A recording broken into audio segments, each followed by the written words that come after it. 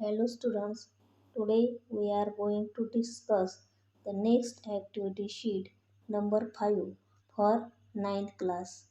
The topic of today's discussion are ionic bond and covalent bond. म्हणजे आज आपण कृतीपत्रिका 9 मधील आयनिक बंध आणि सहसंयुज बंध यांचा अभ्यास करणार आहोत. त्यासाठी आपल्याला इयत्ता 8वी मधील 13वे जे प्रकरणे रासायनिक बदल व रासायनिक बंध याचा संदर्भ घ्यायचा आहे.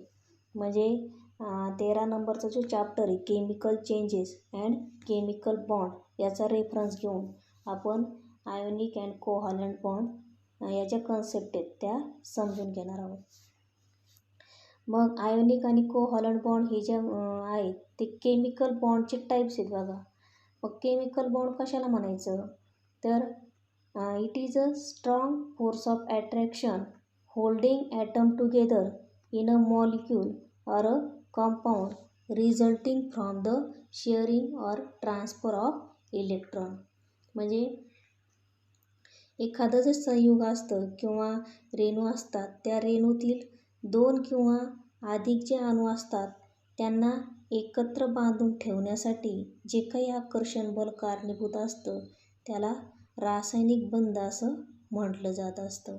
आणि हे जे केमिकल बॉन्ड आहे ते कसे तयार होतात तर chemical bonds are form by exchange of electrons or by the sharing of electrons. म्हणजे रासायनिक बंध हे इलेक्ट्रॉनची देवाणघेवाण होऊन किंवा इलेक्ट्रॉनची आपापसामध्ये भागीदारी होऊन तयार होत असतात. मग या केमिकल बॉन्डचे टाईप्स पडतात बघा. Types of chemical bond. There are 2 types of chemical bond. रासायनिक बंधाचे 2 प्रकार आहे. First is ionic bond and second is covalent bond. त्यातला पहिला आपण पाहणार आहोत आयोनिक बॉन्ड की ज्याला आयनिक बंध असं म्हटलं जात असतं. मग कसे तयार होतात आयनिक बॉन्ड तर ionic bond is the chemical bond which is formed between 2 or more metals and non-metals by transfer of electrons. म्हणजे हे लक्षात ठेवायचं आयनिक बॉन्ड जे असतात ते इलेक्ट्रॉनचं ट्रान्सफर होऊन तयार झालेले असतात. पण मग ते कोणाकोणामध्ये ट्रान्सफर होतात तर between 2 or more metals and non-metals. 2 किंवा 2पेक्षा जास्त धातू आणि अधातू यांच्यामध्ये इलेक्ट्रॉनची देवाणघेवाण होऊन जो बंध तयार होतो त्याला आयनिक बंध असं म्हटलं जात असतं. मग त्यासाठी आपल्याला एक एक्झाम्पल बघायचं आहे बघा.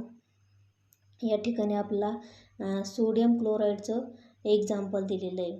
मग सोडियम क्लोराईड हे जे कंपाऊंड आहे ते कसं तयार होत असतं किंवा सोडियम क्लोराईडमध्ये आपल्याला आयनिक बॉन्ड हा बघायला मिळत असतो. मग आता हा जो ॲरो आहे बघा त्या ॲरोच्या लेफ्ट साईडला आपल्याला सोडियम ॲटम आणि क्लोरीनचा ॲटम दाखवलेला आहे. आता पहिला बघा येलो कलरचा जो दाखवलेला आहे सोडियमचा ॲटम त्याच्यामध्ये आपल्याला 3 सेल बघायला मिळतात. पहिली जी आहे के सेल, दुसरी आहे एल सेल आणि तिसरी आहे एम सेल. आता जी आउटरमोस्ट सेल आहे बघा सोडियमची त्या आउटरमोस्ट सेलमध्ये आपल्याला एकच इलेक्ट्रॉन बघायला मिळत असतो आणि कोणताही ॲटम जो असतो तो स्टेबल जी स्टेट आहे ती ॲक्वायर करण्याचा प्रयत्न करत असतो. मग सोडियमच्या आउटरमोस्ट सेलमध्ये 1 इलेक्ट्रॉन आहे. मग त्याला त्याचं ऑक्टेट कंप्लीट करण्यासाठी आणखी 7 इलेक्ट्रॉनची आवश्यकता आहे. पण 7 इलेक्ट्रॉन घेण्यापेक्षा तो 1 इलेक्ट्रॉन देणं प्रेफर करत असतो. त्या शेजारचा क्लोरीनचा ॲटम जर बघितला तर त्याच्या आउटरमोस्ट सेलमध्ये 1 इलेक्ट्रॉन आहे. क्लोरीनच्या आउटरमोस्ट सेलमध्ये 7 इलेक्ट्रॉन आहे. म्हणजे we will see how the compound sodium chloride is form from the constituent atom sodium and chlorine. Sodium chloride हा जो कंपाऊंड आहे तो सोडियम आणि क्लोरीन या कॉन्स्टिट्युएंट एलिमेंटपासून कसा तयार झाला तो आपल्याला बघायचा आहे. तर आपण बघितलेलं आहे सोडियम क्लोराईड हे जे कंपाऊंड आहे ते त्याच्यामध्ये आपल्याला आयोनिक बॉन्ड बघायला मिळत असतो. आणि आयोनिक बॉन्ड कसे तयार होत असतात तर बाय ट्रान्सफर ऑफ इलेक्ट्रॉन्स. मग electrons are transferred or electrons are exchanged between sodium and chlorine to complete their octet. Sodium आणि क्लोरीन जे आहे त्यांच्यामध्ये इलेक्ट्रॉनचं ट्रान्सफॉर्मेशन होत असतं आणि ते त्यांचं ऑक्टेट मग कंप्लीट करत असतात. म्हणजे ऑक्टेट सोडियम आणि क्लोरीनला त्याचं अष्टक पूर्ण करण्यासाठी ते एकमेकांकडे काय करत असतात, इलेक्ट्रॉनची देवाणघेवाण करत असतात. मग सोडियमच्या आपण आत्ताच बघितलं की आउटरमोस्ट जी ऑर्बिट आहे ती एम ऑर्बिट आहे आणि त्या एम सेलमध्ये किंवा एम ऑर्बिटमध्ये आपल्याला एकच इलेक्ट्रॉन असल्याचं बघायला मिळतं. मग an electron in the M orbit of sodium atom is given to the chlorine. म्हणजे सोडियमच्या आउटरमोस्ट सेलमध्ये असणारा जो एक इलेक्ट्रॉन आहे बघा, तो कोणाला दिलेला दाखवला जातो त्या आकृतीमध्ये, तर क्लोरीन या ॲटमला दिल्याचं आपल्याला बघायला मिळतं. मग एम ऑर्बिटमधला जो एक इलेक्ट्रॉन आहे सोडियमने क्लोरीनला दिलेला, त्यामुळं सोडियमचं यल ऑर्बिट जे असते it becomes its outermost orbit. M ऑर्बिटमधला एक इलेक्ट्रॉन क्लोरीनला दिल्यामुळं त्याच्यामध्ये दोनच ऑर्बिट राहिले बघा, के आणि यल. मग ती जी यल ऑर्बिट आहे ती यल ऑर्बिट ही सोडियमची आउटरमोस्ट ऑर्बिट होते आणि there are the 8 electrons in that orbit. मग त्या यल ऑर्बिटमध्ये आपल्याला 8 इलेक्ट्रॉन बघायला मिळतात. Due to the lack of 1 electron it becomes a positive ion. म्हणजे सोडियमने क्लोरीनला एक इलेक्ट्रॉन दिल्यामुळं तो कसा आयन तयार होत असतो, तर पॉझिटिव्ह आयन, धन आयन तयार होत असतो. Na+ आयन तयार होतो. का Na+ आयन तयार होतो, तर त्याच्या आउटरमोस्ट ऑर्बिटमधला एक इलेक्ट्रॉन त्याने क्लोरीनला देऊन टाकल्यामुळे त्याच्यामध्ये एक इलेक्ट्रॉन कमी होतो आणि त्यामुळे सोडियमचा जो ॲटम आहे तो पॉझिटिव्ह आयनमध्ये कन्वर्ट होत असतो. त्याचप्रमाणे क्लोरीनच्या बाबतीमध्ये जर बघितलं तर क्लोरीनची जी एम ऑर्बिट आहे ती आउटरमोस्ट ऑर्बिट आहे बघा, की ज्याच्यामध्ये 7 इलेक्ट्रॉन आहे आणि ती आउटरमोस्ट ऑर्बिट कंप्लीट होण्यासाठी त्याला आणखीन एक इलेक्ट्रॉनची गरज आहे, की तो इलेक्ट्रॉन त्यांनी कोणाकडून घेतला आहे, सोडियमकडून घेतलेला आहे. म्हणजे similarly the chlorine atom receives 1 electrons from sodium atom, so it has 8 electrons in its outermost orbit. म्हणजे सोडियमकडून घेतलेल्या एका इलेक्ट्रॉनमुळे त्याच्या आउटरमोस्ट ऑर्बिटमध्ये 8 इलेक्ट्रॉन होतात. As the electron increases in the chlorine atom, सोडियमकडून एक इलेक्ट्रॉन घेतल्यामुळं क्लोरीनच्या आउटरमोस्ट ऑर्बिटमध्ये 8 इलेक्ट्रॉन झाले. अगोदर 7 होते आणि सोडियमकडून घेतल्यामुळं 8 झाले. म्हणजे त्याच्या आउटरमोस्ट ऑर्बिटमध्ये एक इलेक्ट्रॉन वाढला आहे आणि त्याच्यामुळं काय होतं, तर it becomes a negative ion. Chlorine जो ॲटम असतो तो निगेटिव्ह आयनमध्ये कन्वर्ट होत असतो. And due to this both atoms gain stability. आणि दोन्ही जे अणू असतात त्यांना स्थायित्व हे प्राप्त होत असतं. म्हणजे सोडियमच्या आउटरमोस्ट ऑर्बिटमधला एक इलेक्ट्रॉन हा क्लोरीनला दिल्यामुळे त्या दोन्हींच्या आउटरमोस्ट ऑर्बिटमध्ये, इकडं जर ॲरोच्या राईट साईडला जर बघितलं तर सोडियमने क्लोरीनला एक इलेक्ट्रॉन दिल्यामुळं त्या दोन्हींच्या ज्या आउटरमोस्ट ऑर्बिट आहेत त्या फुलफिल होतात आणि त्या दोघांचं पण ऑक्टेट कंप्लीट होत असतं आणि ऑक्टेट कंप्लीट झाल्यामुळं त्यांना स्टॅबिलिटीही मिळत असते. म्हणजे स्थायित्व हे त्यांना मिळत असतं. And because of the force of attraction in the heterogeneous charge, these opposite charge ions are attracted towards each other and a chemical bond is formed. म्हणजे काय होतं, तर विजातीय प्रभार जे असतात त्यांच्यामध्ये आकर्षण बल असल्यामुळं, आता या ॲरो जो आहे बघा त्याच्या राईट साईडला जर बघितलं तर Na+ आणि Cl- असे 2 अपोजिटली चार्ज आयन्स हे तयार होत असतात आणि त्या अपोजिटली चार्ज आयन्समध्ये फोर्स ऑफ ॲट्रॅक्शन निर्माण झाल्यामुळं काय होतं, तर they get attracted towards each other and that is why a chemical bond is formed in between them.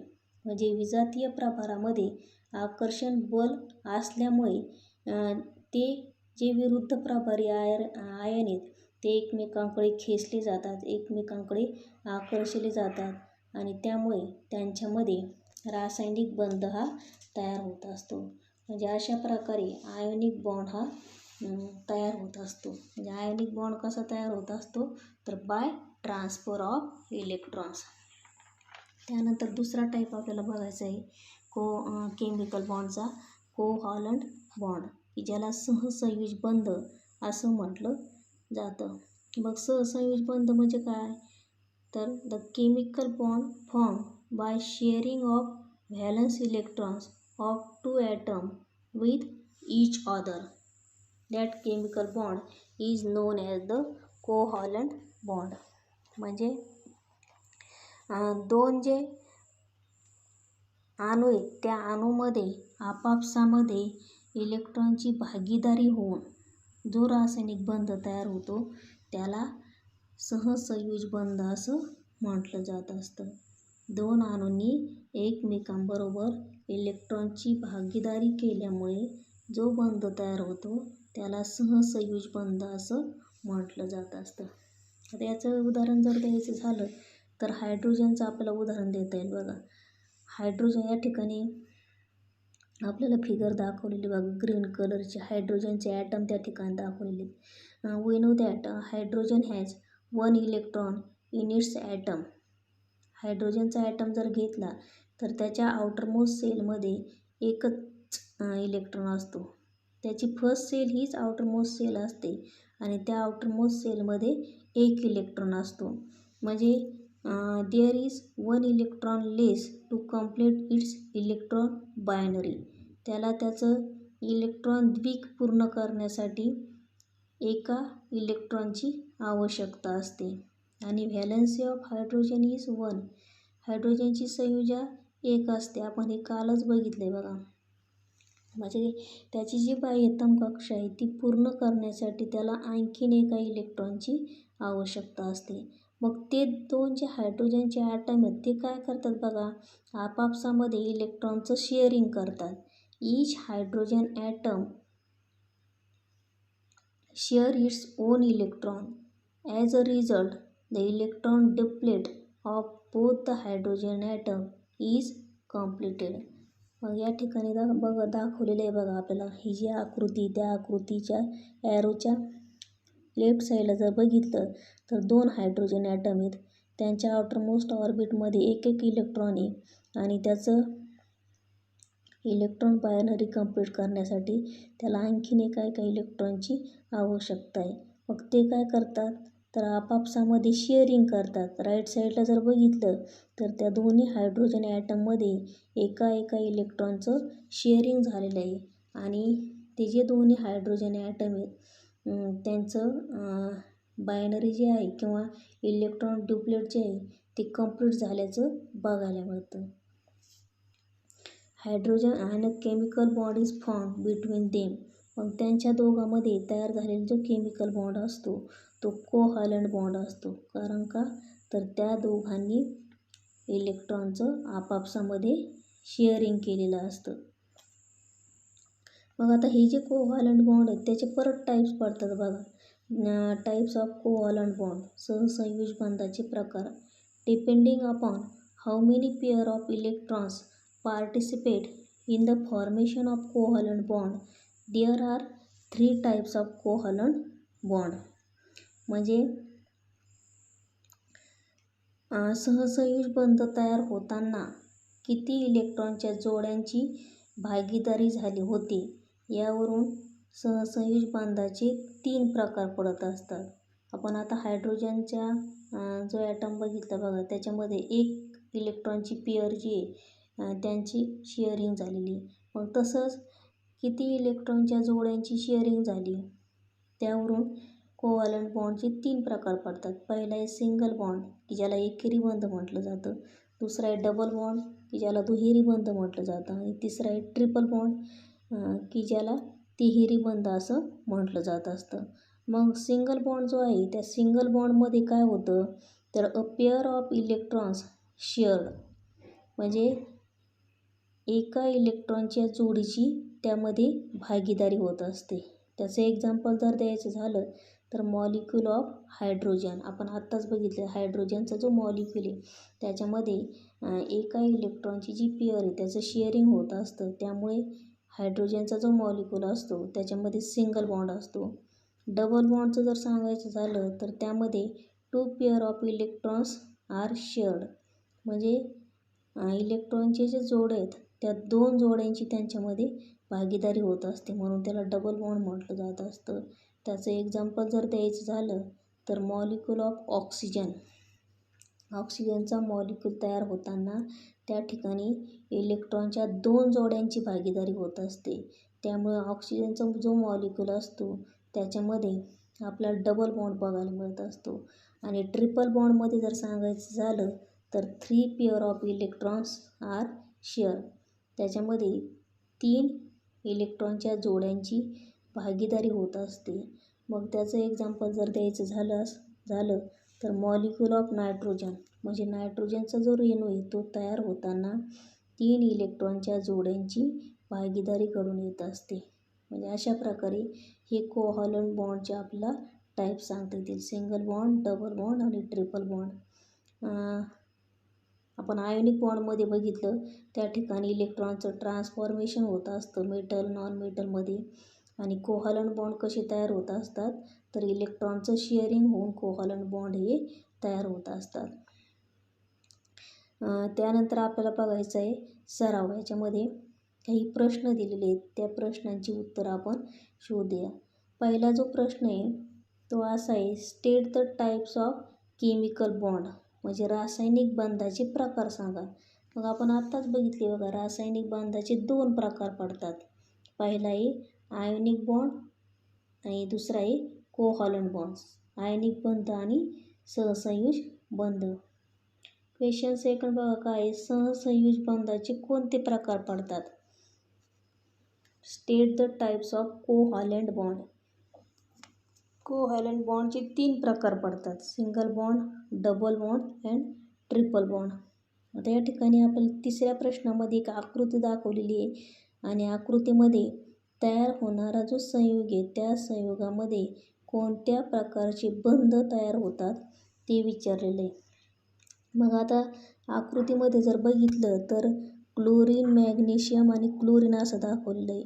क्लोरीनच्या outermost सेलमध्ये 7 इलेक्ट्रॉन आहेत, 2 क्लोरीनचे ॲटम आहेत बघा, मध्ये मॅग्नेशियमचा ॲटम आहे.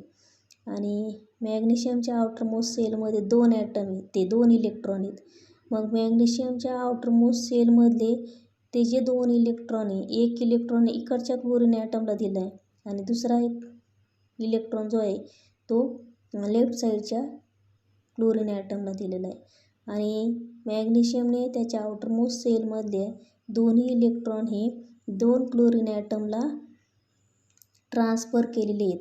आणि ते तिन्ही जे ॲटम आहेत मग क्लोरीनचे 2 आणि मॅग्नेशियमचे 1 यांचं ऑक्टेट कंप्लीट होऊन आपल्याला या ठिकाणी Mg2+ आणि Cl- असे आयन तयार झालेले बघायला मिळत असतात.